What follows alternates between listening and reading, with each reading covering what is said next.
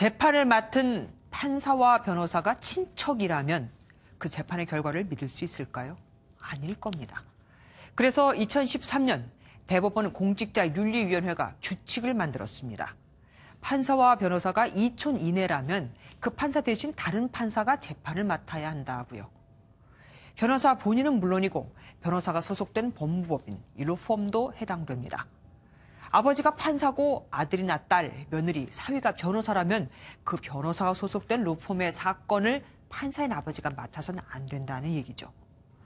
삼촌이나 사촌이 사건을 수임한 로펌에 있는 경우에도 원칙적으로는 판사가 사건을 맡지 않는 게 바람직한데, 그런데 김명수 현 대법원장 체제에서 이 윤리 규정이 깨지고 있다는 논란이 일고 있습니다.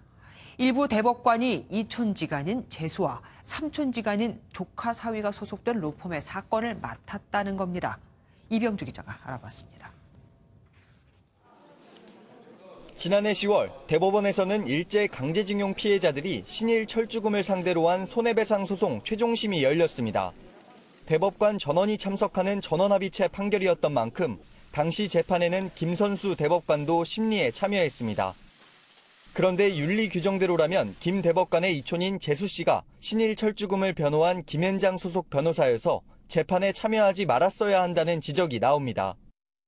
실제 김명수 대법원장도 이러한 문제 때문에 판결에 앞서 윤리위원회에 판단을 요청했는데 결론이 나오기 전 김 대법관을 재판에 참여시켰습니다.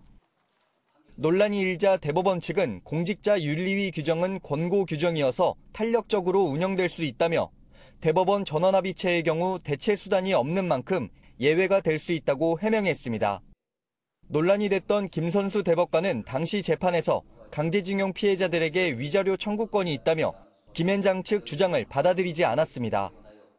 하지만 노정희, 조이대, 김재영 대법관 역시 친인척이 대형 로펌에서 근무하고 있어 앞으로도 윤리 규정을 둘러싼 논란은 불가피할 전망입니다. 지금 8호를 좀 엄격하게 해석하면 문제가 있어서 그걸 좀 더 합리적으로 해석하는 것이 필요합니다. 대법원은 내용이나 형식 면에서 재판의 공정성을 담보할 수 있는 절차를 곧 마련할 예정이라고 밝혔습니다. MBN 뉴스 이병주입니다.